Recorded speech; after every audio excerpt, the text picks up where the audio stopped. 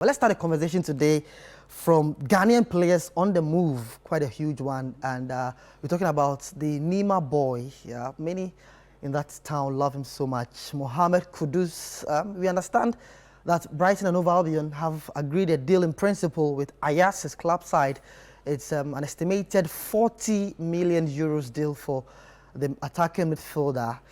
And we know previously he had been linked to the English Premier League. The clubs like Everton, Arsenal at a point in time, Chelsea, and now from David Ornstein of the Athletic, we understand it could be Brighton and Hove Albion. And for Kudus, it means that he gets to work with Roberto De Zerbi, a manager many believe will help his career as well. Let me start with you on this one. Yeah.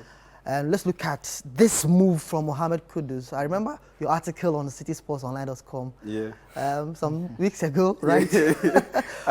I don't come with him to Manchester City. Exactly. You want people insulted me. I know. A lot of people insulted me because I said at Chelsea, he will be good at Chelsea, but it wouldn't be a perfect fit at Chelsea, and it would rather be a perfect fit at Manchester City. And it showed earlier today in the Community Shield when the substitutions were made. Yeah. It was Cole Palmer who was brought in, a left-footed midfielder who can play as a winger and can play as a centre forward, same as Mohammed Kudus. And it all falls in line with why I said, okay, he will be a better fit at Manchester City than at Chelsea. But at the end of the day, he's virtually on the verge of moving to Brighton and Hove Albion. And I think it's a fine destination for him to go to because one, as you mentioned, the coach is a fantastic coach, and number two, I see him just walking straight into the starting lineup because you look at Brighton and Hove Albion, they play with a 4-2-3-1 formation, and virtually two positions are virtually locked in that three-man unit behind the striker. This time around, it could be either Danny Welbeck or Joao Pedro. But you look at the three-man unit behind the striker. On the left side is Mitoma. He has it locked. Then behind the striker, in the central area, it's Enciso.